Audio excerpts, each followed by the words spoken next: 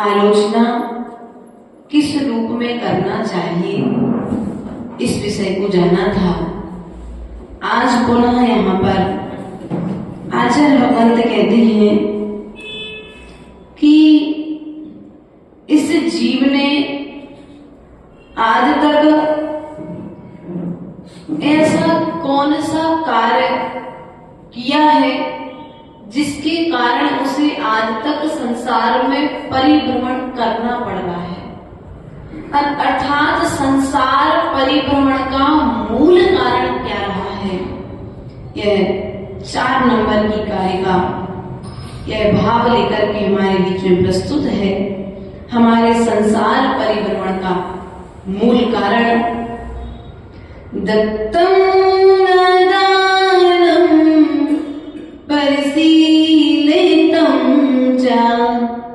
न शालीशीलं न तपोभितप्तं शुभो न भावो भवद्भवेस्मिन् विभो मया भ्रान्ति महोमुधैव। मेन अर्थात यहाँ पर कहते हैं कि दत्तम दानम परिशील बात ही भगवान, मैंने आज तक दान नहीं दिया। क्या नहीं दिया? मैंने आज तक दान नहीं दिया। परिशील तमचा, मैंने आज तक शील व्रत का पालन नहीं किया। और मैंने आज तक किसी भी प्रकार का तप नहीं किया। और तो और शुभो न भावो, और मैंने शुभ भावनाएं भी आज तक नहीं की हैं। विभो मया भांत महो मुधैव, इसलिए भगवान मैं आज तक संसार में परिभ्रमण कर रहा हूँ। हिंदी अनुवाद में आचार्य भगवंत कहते हैं, मैंने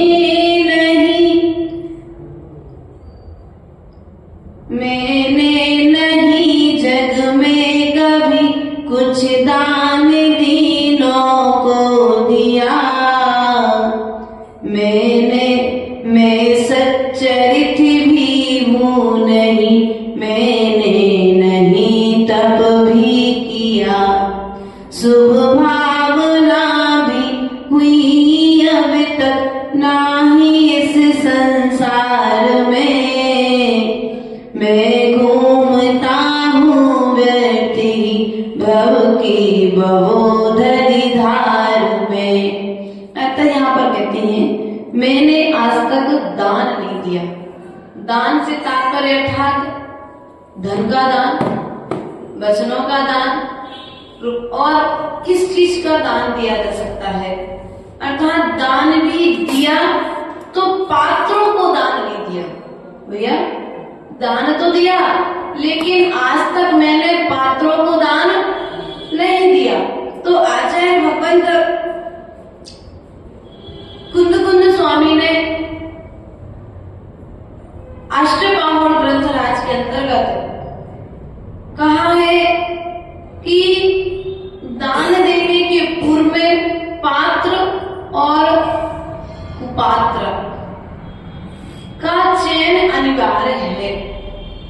जिस स्थान पर आप दान देने जा रहे हैं, एक बार उस स्थान का अध्ययन करना अनिवार्य है, वरना तुम्हारे द्वारा दिया गया धन ही तुम्हारी बर्बादी का कारण बन सकता है। बात को समझ में आई? धन दान देने के बाद में भी धर्म का अर्जन नहीं हो रहा है, बल्कि धन दान देने के बाद में भी पाप का अर्जन। हाँ, यदि आपने कहीं मिथ्यात्व के संपोषण में अपने धन का दान दिया है, तो वह बोया गया बीज, जैसे नीम का बीज बोगे तो नीम का फल मिलेगा, वैसे यदि अन्य कुपात्रों को दान दोगे तो तुम्हें उसी प्रकार से कर्म रूप में कड़वे फलों का भोग करना पड़ेगा। इसलिए दान देने के पूर्व में एक बार विचार करो कि मैं यह जो दान दे रहा हूँ, इस दान का भविष्य में मुझे फल मिलने वाला क्या है। हम तो माता जी रोज, हमारा तो नियम है 1 रुपए का दान मंदिर में कि रास्ते में चलने वाली भिखारी के लिए। दान किसके लिए देते हैं, ये विचार करना है। एक सेठ जी थे, बहुत दयालु सेठ जी थे। उनके द्वार पर रोज भिखारी आते और वे रोज यथाशक्ति दान दिया करते थे। वे ये सोचते थे कि चलो एक भिखारी के लिए मैंने दान दे दिया, मैंने अपना दिन अच्छा बना लिया। उन्हें दान दे दिया। एक बच्चा एक दिन आया उनके पास में। सेठ जी ने उस बच्चे से कहा, बेटा तू भोजन ले ले, वस्त्र ले लो, और तो और तुम्हें जो भी अच्छी वस्तु भोग करने की इच्छा हो, भोजन करने की इच्छा हो, मैं वह अच्छे से अच्छी वस्तु तुम्हें भोजन करने। लेकिन उस बच्चे ने कहा कि मुझे ना तो भोजन चाहिए और ना ही मुझे वस्त्र चाहिए, मुझे तो रुपया चाहिए। आपको जितना देना हो उतना दे दो। सेठ जी ने अपने खजाना खोला, पेटी खोली दुकान की, और उसमें से 1 रुपए निकाल करके, पहले के समय में 1 रुपए भी बहुत बड़ा महत्व रखता था, बहुत बड़ी कीमत थी 1 रुपए की। पहले और उसने सेठ ने 1 रुपए दिया और 1 रुपए उसने लिया और लेने के पश्चात उस बच्चे ने जाकर के 1 रुपए से मछली पकड़ने वाला तार खरीद लिया। अब वो खरीद लिया, उससे जाला बनाया और जाला बना करके यहाँ पर मछली पकड़ता और मछलियों को बेचता। सेठ जी को कुछ हिसाब किताब समझ में, जहां पर सेठ जी दिन रात उन्नति को प्राप्त हो रहे थे, अब धीरे धीरे धीरे उनकी अवनति होना प्रारंभ। उनने तो अच्छे भावों से दान दिया है कि गरीब का बच्चा है, 1 रुपए देगी तो ये अपने मन का कुछ खरीद के खा लेगा। लेकिन बच्चे ने क्या किया, उस 1 रुपए से मछली पकड़ने का तार खरीदा, तार से जाल बनाया और जाल से यहाँ पर जैसे जैसे मछलियों का मरण होता जा रहा है, वैसे वैसे सेठ के घर का धन भी बर्बाद होता जा रहा है। इसलिए दान देने के पहले एक बार विचार करो कि मेरा दान मुझे भविष्य में फल देने वाला है, पुण्य का अर्जन कराने वाला है, कि मेरा दान ही मुझे पाप का कारण बनेगा, मेरा दिया गया दान ही मुझे दुख का कारण ना बन जाए। इसलिए प्रिय बंधुओं, यहाँ पर कहते हैं सम्यक दृष्टि आत्मा भगवान से कह रही है कि भगवान मैंने आज तक सुपात्रों को दान नहीं दिया, आए भी यदि सुपात्र तो मेरा दान देने का भाव नहीं हुआ, क्योंकि मेरे पास संपत्ति है लेकिन दान देने के लिए समय है। या तो मंदिर में दान करो, दान के 7 स्थान बताए गए हैं। 7 स्थानों में अब आपको पंचकल्याणक प्रतिष्ठा हो तो पंचकल्याणक प्रतिष्ठा में दान दो। कहीं पर जिनवाणी का प्रकाशन हो रहा हो, जिनवाणी के प्रकाशन में दान दो। कहीं कोई जीर्ण शीर्ण जिनवाणी है, उसका यदि व्यवस्थित बाइडिंग आदि जो होती है उसमें यदि दान देना है तो आप उसमें दें, या फिर अपने मंदिर के जीर्णोद्धार में, या फिर साधुओं के आहार विहार आदि में भी दान दे सकते हैं। और यदि इनके अलावा तुमने किन्हीं भी क्षेत्रों में दान दिया है तो वो सब दान तुम्हारा करुणा दान के अंतर्गत गर्भित हो जाएगा, करुणा दान के अंतर्गत गर्भित हो जाएगा। लेकिन दान का फल तो जब तुम पात्र को दान दोगे तब कहीं जाकर के तुम्हें दान का फल प्राप्त होगा। इसलिए पात्र का चयन करो। देखो राजा वज्रजंग ने, किसने?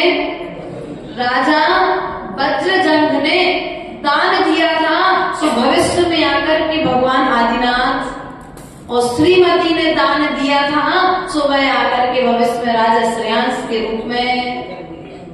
देखो हमारे लिए दान तीर्थ की परंपरा भगवान आदिनाथ के काल से प्रारंभ हुई, और हम आज क्या कर रहे हैं? दान तीर्थ की परंपरा में हमारा कितना हाथ है, उस परंपरा को हम बरकरार रखे कि नहीं रखे। बाहुबली कॉलोनी मात्र एक ऐसा स्थान हमें सुनने में आया जहां पर 365 दिन में से लगभग 350 दिन साधुओं का प्रवास रहता है। ये पुण्य है तुम्हारा कि तुम जो कमा रहे हो वो कमाने के पश्चात तुम्हें उसे सदुपयोग करने का सौभाग्य मिल रहा है।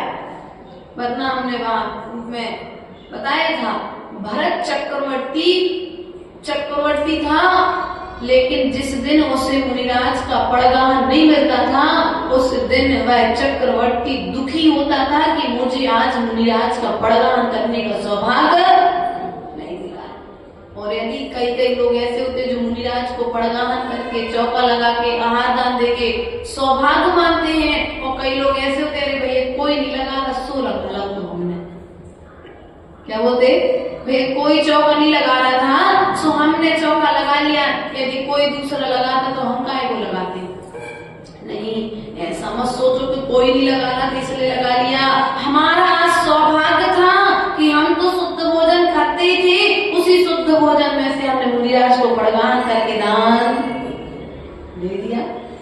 तुम्हारे धन की जरूरत, तुम्हारे अन्न की जरूरत, ध्यान रखना। आचार्य गुरुदेव सदा एक बात आप कहा करते थे कि जिस श्रावक ने साधु को आहार दान दे दिया, उस साधक ने साधु के लिए मोक्ष का दान दे दिया। किसका दान दे दिया? मोक्ष का दान दे दिया। और मोक्ष का दान कैसे दे दिया? गुरु ने तो मात्र दीक्षा दी थी, लेकिन आपने दीक्षा का निर्दोष पालन करा दिया। क्योंकि कहीं ना कहीं पंचम काल की जो वर्तमान स्थिति है, शारीरिक क्षमता को ध्यान रखते हुए साधकों को आहार के लिए निकलना पड़ता है। वो साधक आहार ग्रहण करते हैं और आहार ग्रहण करने के पश्चात में अपने 23 घंटे की साधना को निर्दोष तरीके से पालन करते हैं कि नहीं करते हैं? अब बताओ, 23 घंटे को सामयिक 23 घंटे की साधना करेगा, साधना में सामयिक भी करेगा, प्रतिगुण भी करेगा, जाप पाठ भी करेगा। अब बताओ, साधक को तुमने 1 घंटे में 1 अंजलि तुमने पानी दिया है, तुमने तो अपने गेहूं के कुछ दाने, अन्न के कुछ कण साधु के अंजलि में रखे थे, लेकिन आचार्य गुरुदेव कहते हैं साधु ने उन अन्न के कणों को श्रुत में परिवर्तित कर दिया, उसको श्रुत में लगा दिया। कहीं भी कथाओं में, कहीं कोई मोबाइल चलाने में, कहीं किसी भक्त से बात करने में, कहां पर लगाए अपने अन्न को? जिनवाणी के अध्ययन में, जिनवाणी के संवर्धन में, चारित्र के निर्दोष पालन में। इसलिए यदि दान देना है तो दान देने के पहले स्थान का चयन करना अनिवार्य है। प्रिय बंधुओं, पंचम काल में हमारे लिए व्यवस्था है कि मुनिराज मिल रहे हैं, वरना ऐसे भी दिन रहे। बनारसी पंडित जी, मुरैना वाले, ऐसे भी कुछ पंडित रहे, 500, 600, 700 साल पहले पंडित जी हुए हैं, है ना? उन पंडितों को साधुओं के दर्शन वे तरसते थे। भरत चक्रवर्ती तो आदिनाथ के काल में हुआ। अभी इसी पंचम काल के प्रारंभिक काल में कुंद स्वामी के बाद अभी इसी मुरैना कितने साल पुराना है? 200 साल, 300 साल ज्यादा से ज्यादा। उस मुरैना के विद्वान बनारसी दास पंडित जी साधुओं के दर्शन को तरसते थे। वो विनित प्रतिपर भावना किया करते थे, साधु की दर्शन को मैं पाता नहीं, साधु के दर्शन को मैं पाता नहीं, दिल दुखी है, दुख सहा जाता नहीं, सोचता हूँ मैं भी तो साधु बनूं, सोचता हूँ मैं भी तो साधु बनूं, साधु बिन साधु बना कि मुझे आज साधु का दर्शन हो जाए तो मैं भी दिगंबर मुद्रा को धारण करके अपना मोक्ष मार्ग प्रशस्त। ज्ञानी थे, बहुत ज्ञान था, विद्यालय चलाते थे, लेकिन फिर भी तरसते थे। और आज व्यक्ति के लिए अगर साधु मिल जाए तो साधु की आंखें बरसती, कह रहे साधु आ गया, अब फिर चौका लगाना पड़ेगा। ऐसा विचार नहीं करना। ऐसा विचार कौन करता है? मिथ्या दृष्टि जीव। कौन करता है ऐसा विचार? मिथ्या दृष्टि जीव। मन संकोचता है, अपने मन में मन कुटता है, बुरे भाव लाता है कि अब भगवान ऐसी कुछ व्यवस्था बनाओ कि साधु, मुझे उनके पास बार-बार समय ही नहीं मिलता, हम व्यापार कब करेंगे? भैया देखो, धर्म को तुम क्या मानते हो? आचार्य गुरुदेव कहते थे कि तुम जितना धर्म करोगे उतना धन मिलेगा। क्या? धर्म करने से धन बढ़ता है, धन के अर्जन से धन नहीं बढ़ता है। इसलिए तुम धर्म करो। धर्म कब करो? सुबह भी करो, शाम को भी करो, जब तुम्हें टाइम मिले उतने समय पर धर्म का अर्जन। पाप की विसर्जन के लिए तुम्हें साधु की संगति मिली है।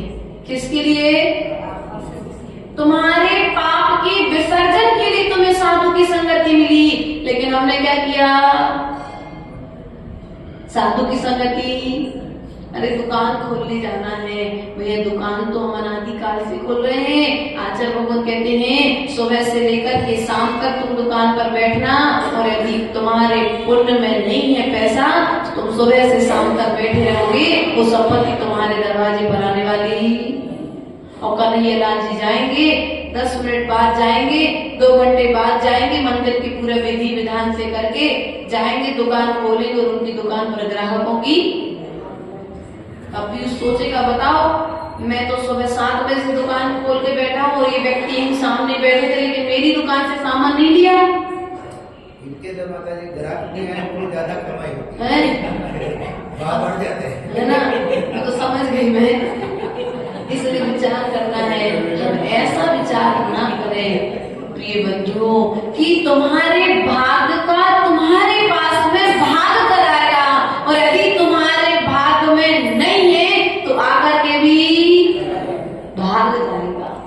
इसलिए यदि तुम्हें करना है तो आचार्य भगवान कहते हैं पैसे की जड़ दुकान पर नहीं है, पैसे की जड़ तुम्हारे धार्मिक स्थान पर है।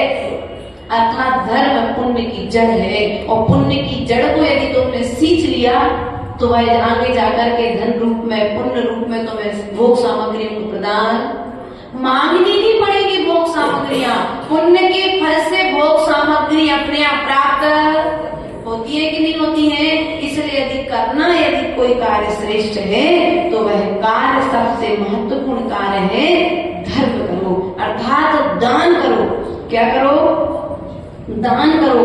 दीनों को, जो दीन दुखी हैं, उन जीवों की रक्षा करो। क्या करो? जो दीन दुखी हैं, जो गरीब हैं, ठंड के दिनों में जिनको जरूरत है, उनकी आवश्यकताओं की पूर्ति करो। अपनी समाज का कोई व्यक्ति है और उसे आवश्यकता लगती है, तो अपने पास यदि धन है तो शादी विवाह में व्यर्थ फिजूल खर्च ना करके दूसरे के घर में साल भर का भोजन अन्नपान तो हम, किसी बच्चे के साल भर की फीस तो हम, अपने शौक थोड़े से कम करके यदि हम दूसरे के सेवा में, किसी के जीवन को बदलने में यदि हमारा धन सहयोगी है, तो जो सामने वाले के निमित्त से तुम्हारे लिए दुआ मिलेगी, वह दुआ तुम्हारे जीवन को समृद्ध कर देगी। इसलिए प्रिय बंधुओं, मैं सच्चरित्र भी हूँ नहीं, और क्या किया मैंने? सच्चारित्र का पालन नहीं किया, सम्यक चारित्र। कौन सा चारित्र? हम चारित्र का पालन तो कर रहे हैं, लेकिन हमारा यह जो चारित्र है, यह चारित्र हमारे लिए पाप का कारण तो नहीं है, क्योंकि बाहर दीवार पर टंगा हुआ चित्र हमारे चरित्र का निर्माण करने का कारण बनता है। हमारे वस्त्र, हमारे परिधान हमारे परिणामों के जनक हुआ करते हैं। इसलिए हम कैसे वस्त्र पहन करके जिनालय में जा रहे हैं, हम अपने घर से किस तरह के वस्त्र पहन करके निकल रहे हैं। यदि हम अच्छे वस्त्र पहन करके निकल रहे हैं तो लोग हमें अच्छी दृष्टि से देखेंगे, और यदि बुरे वस्त्र पहन करके घर से निकल रहे हैं तो लोग हमें बुरी दृष्टि से देखेंगे कि नहीं देखेंगे। व्यक्ति बुरा नहीं था, हमने जैसा प्रदर्शन किया सो व्यक्ति ने हमारा उस दृष्टि से दर्शन किया है ना। इसलिए पहले के समय में बहुत कम घटनाएं सुनने में आती थी, आज के समय में पग पग पर घटनाएं सुनने में आ रही हैं। तो सबसे बड़ा कारण कौन है इन घटनाओं का सर्वप्रथम यदि कारण कोई है तो वे हैं हमारे वस्त्र। पहले के समय में बहुओं के कपड़े, माँ के कपड़े, बेटों के कपड़े, धोती कुर्ता और टोपी दादा लोगों के आभूषण थे। बहू के वस्त्र, साड़ी अपने सम्मान का प्रतीक थी, लेकिन आज बहुएं जीन्स पैंट, है ना, उसमें भी सूट बिना चुन्नी वाले। अब बताओ तो इस तरह के और तो, और इसके अलावा थोड़ा और नेट वेट वाले मिल जाए तो वे और अच्छे लगते हैं। और अपन लोग क्या करते, बच्चों को छोटे से वो कपड़े, हमको तो याद है कि हमने कभी जीन्स कपड़े अपने घर में अच्छे से याद है, क्योंकि वो पैटर्न ही नहीं था। आ गया था मार्केट में, लेकिन घर में चलन नहीं था। भैया सम्मानित कपड़े पहन करके मंदिर जाना और सम्मानित कपड़े पहन करके घर में रहना, कॉलेज भी पढ़ना है तो व्यवस्थित कपड़े पहन करके। आज स्थिति क्या है, वो छोटा सा बच्चा है 2-3 साल का, अभी वो बच्ची कुछ जानती नहीं है, लेकिन माँ को वो बच्ची अच्छी लगे तो क्या किया, उसमें समझ नहीं थी लेकिन माँ ने जींस टॉप, छोटे छोटे घुटने के ऊपर के कपड़े। अरे भैया बच्ची की यदि हाइट बढ़ चुकी है तो अपना थोड़ा सा लोभ त्याग कर दो, वो छोटे कपड़े दूसरे गरीब के बच्चे को दान दे दो, उसे थोड़े लंबे कपड़े पहना दो। लेकिन अपन ने क्या किया, शील व्रत अर्थात चारित्र में अपने हाथ से अपने चारित्र में दोष लगाया है। इसमें कोई दूसरा कारण, दोष हम पर को देने चले जाते हैं। निर्दोष चारित्र के पालन में पहला हमारा स्वयं का स्थान होना चाहिए, स्वयं का भाव होना चाहिए। देखो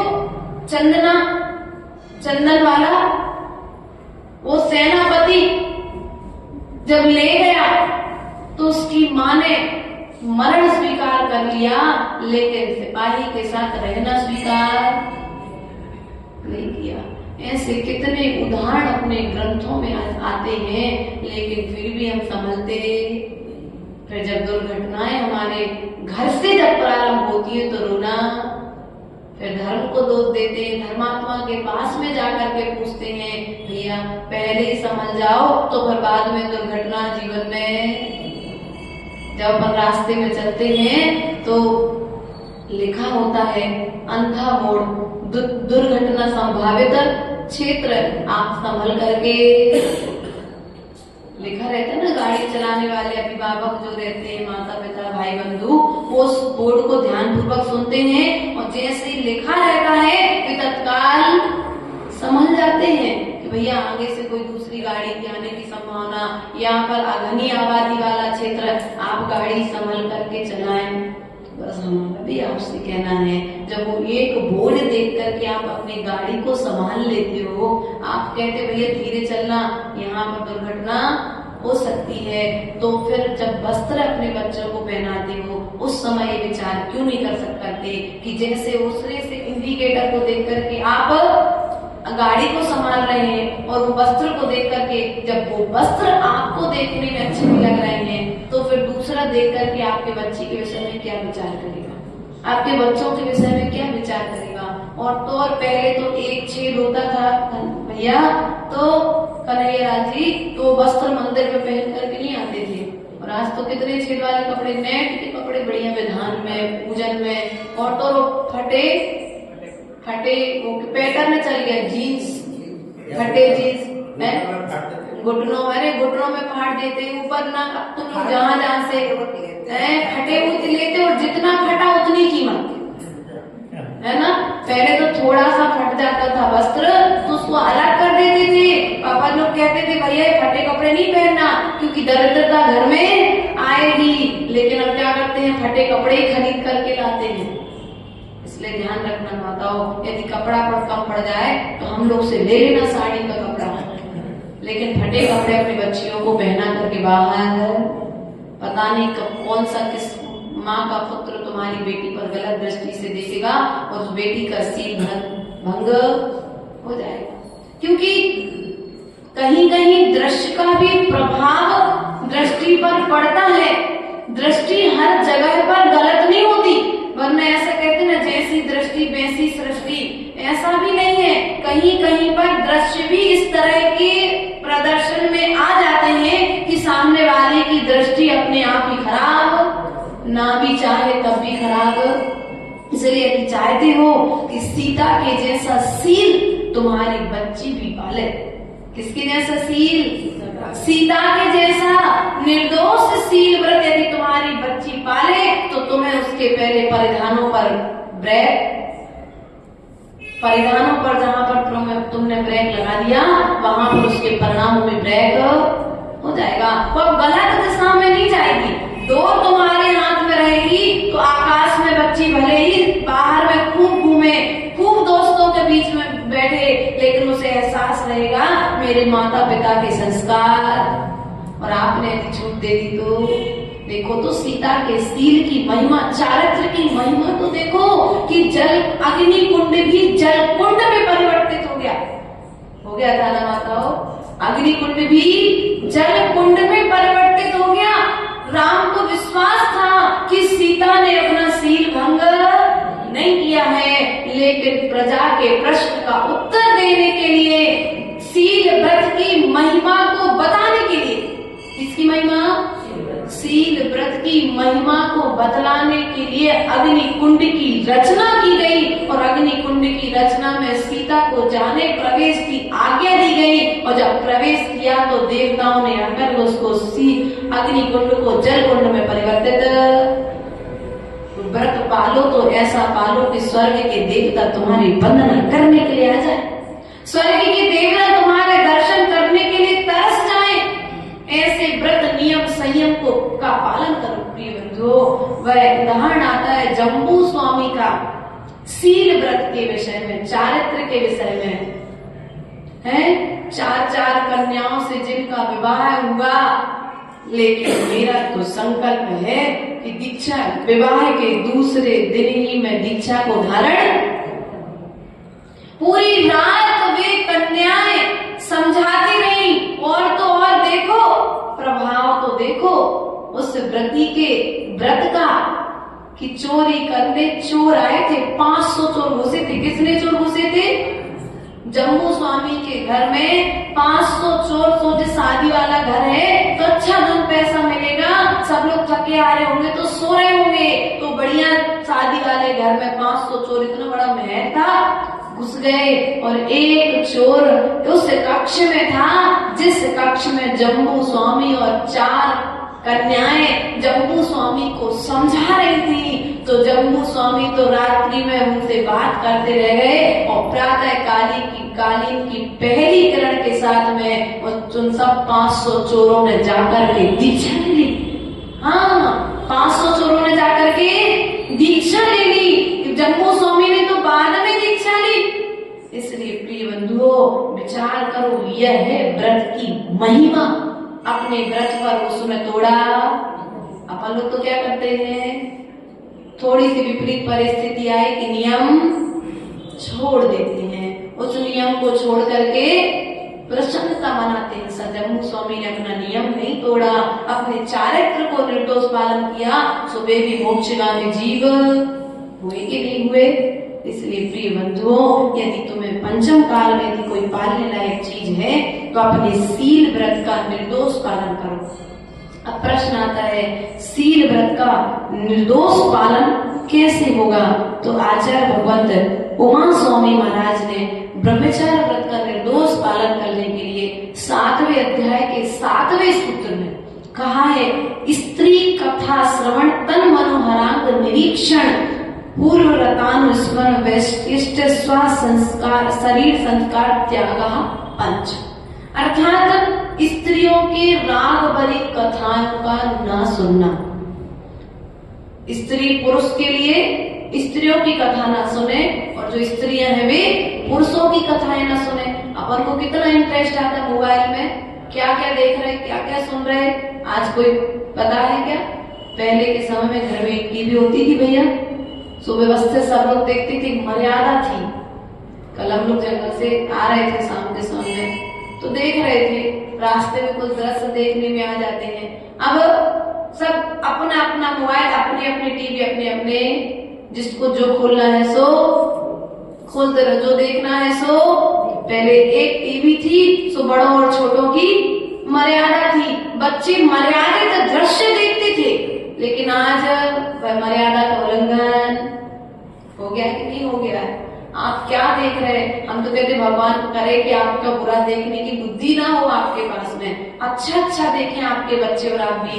लेकिन कहीं ना कहीं सील व्रतों के घात में मोबाइल का भी योगदान है, बहुत बड़ा योगदान है। जो बातें बच्चों को 18 साल 19 साल या विवाह के बाद ज्ञात होती थी, वे बातें आज बच्चा 2-3 साल 4 साल और 6 साल की उम्र में ज्ञान मोबाइल में सब कुछ है। और फिर बुरी बातों को देखने में आकर्षण ज्यादा होता है। इसलिए किसी की राग भरी कथाएं नहीं सुनना, ना तो पुरुष स्त्री की सुने और ना स्त्री पुरुषों की सुने। उसके पश्चात में तन मनोहरांग निरीक्षण, अर्थात उनके तन के अंगों का निरीक्षण करना। स्त्री पुरुषों का देखे, अरे कितना अच्छा लग रहा है, कितना हैंडसम है, और ना फिर पुरुष लड़कियों को देखे कि कितनी अच्छी लग रही, आदि आदि तरीके के जो भाव आ जाते हैं ना, वे भाव हमारे व्रत को भंग कर देते हैं, हमारे व्रत को तोड़ देते हैं। यदि आप ब्रह्मचारी व्रती हैं तो फिर इस तरह का भाव आपके मन में, स्वदाय संतोषी व्रती हैं तो इस तरह का भाव आपके मन में नहीं आएगा। ये भाव मन में नहीं आएगा, अरे काश उसकी जगह ये मेरी पत्नी होती या उसकी जगह ये मेरा पति होता तो कितना अच्छा होता, कितना सुंदर लगता है मेरा पति तो इसके आगे कुछ भी। ऐसा यदि मन में भाव आ रहा है तो तुम्हारे स्वदा संतोष व्रत में दोष लग रहा है। और यदि स्वप्न में भी कभी ऐसा भाव आया है तो आचार्य परमेष्ठी से गणी आदि का मां के पास जाकर के प्रायश्चित ले लेना। उसके पश्चात में आता है पूर्व व्रतानु स्मरण, जो पूर्व में हो चुकी घटनाएं, उन घटनाओं का स्मरण करना। क्या करना भैया? जो घटनाएं हो चुकी हैं, बीत चुकी हैं, उन घटनाओं को बार बार स्मरण में लेकर के आना, और स्मरण में लेकर के आने के पश्चात में प्रसन्नता मनाना। अब पत्नी घर में है लेकिन पत्नी अभी मायके गई है, लेकिन फिर भी पत्नी के जाने के पश्चात में उसका बार बार हम स्मरण करते हैं या पति का स्मरण करते हैं, राग भरी बातों को सुनते हैं और राग भरी बातों को सुनाते हैं। ऐसा करने में भी हमारे लिए ब्रह्मचार्य व्रत में दोष लगता है। उसके पश्चात में गरिष्ठ भोजन। कौन सा भोजन? आपका भोजन भी आपके मन पर प्रभाव डालता है। अर्थात आचार्य परमेश्वर ने कहा है कि व्रतों का राजा ब्रह्मचार्य व्रत है और इंद्रियों का राजा रसना इंद्रिय है। यदि तुम्हें ब्रह्मचार्य व्रत का निर्दोष पालन करना है तो सर्वप्रथम आपके लिए रसना इंद्रिय पर विजय प्राप्त करनी पड़ेगी, क्योंकि रसना इंद्रिय पर यदि विजय होगी तो फिर व्रतों में कभी कोई दोष। अब खिलानी तो थी एक कटोरी रबड़ी, लेकिन बनाई थी रानू ने 4 कटोरी। बहुत टेस्टी बनी है माता जी, एक काम करो 1 कटोरी और ले लो ना।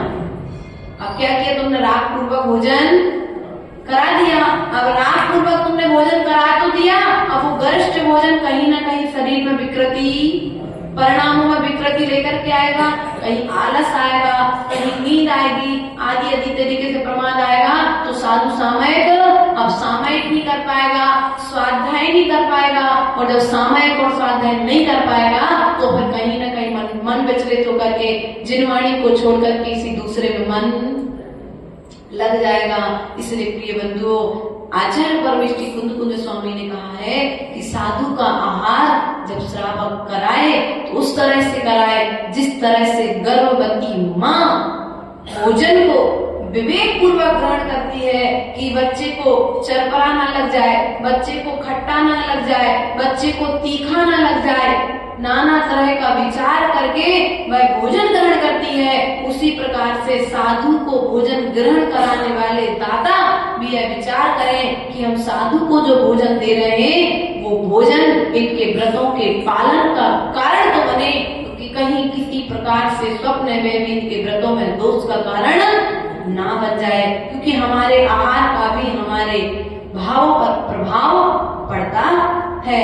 उसके पश्चात में आता है स्वशरीर संस्कार त्याग। क्या?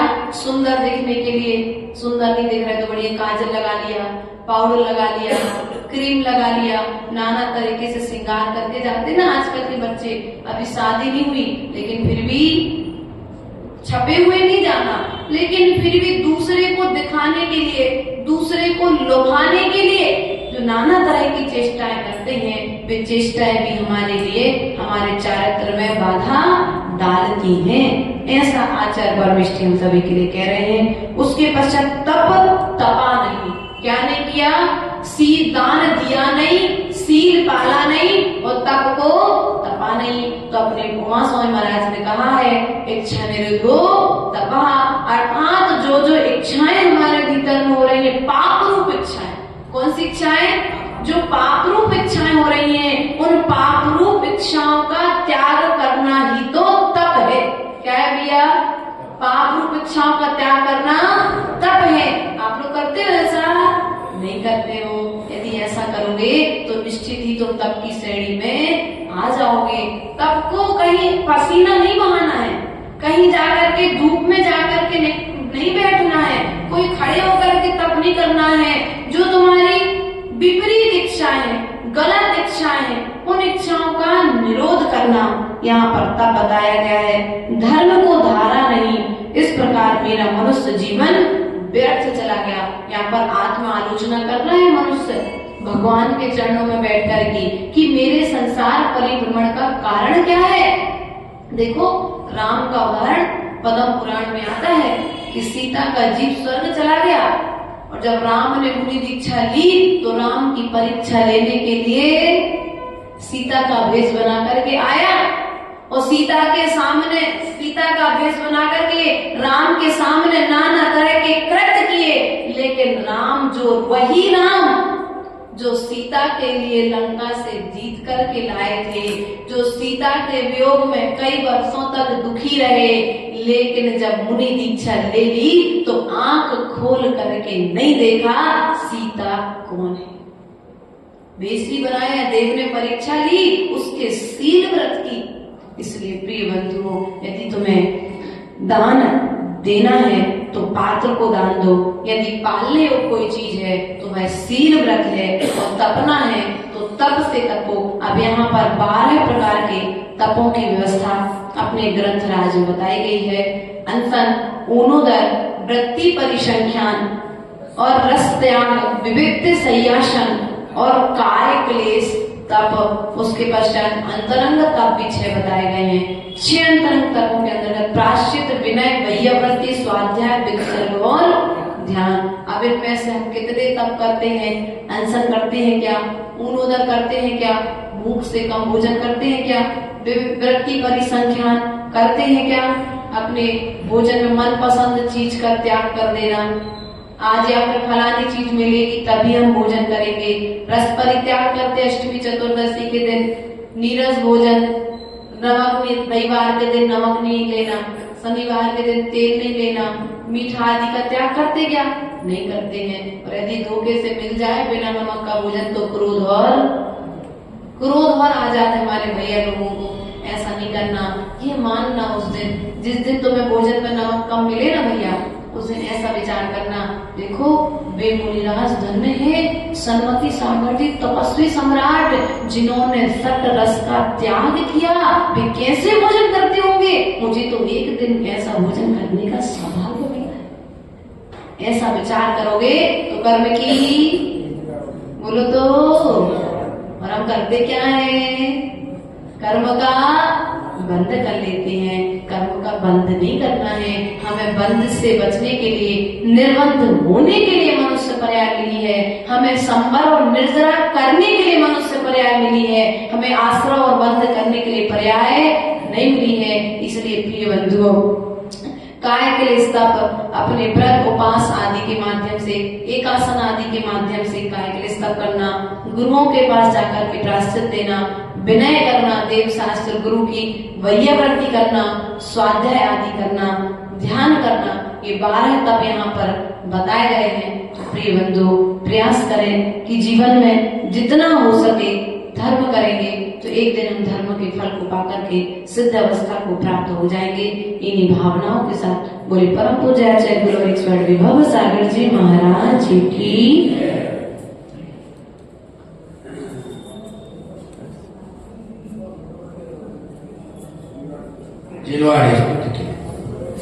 जिनवाणी की ज्ञान से सूझी लो कालो,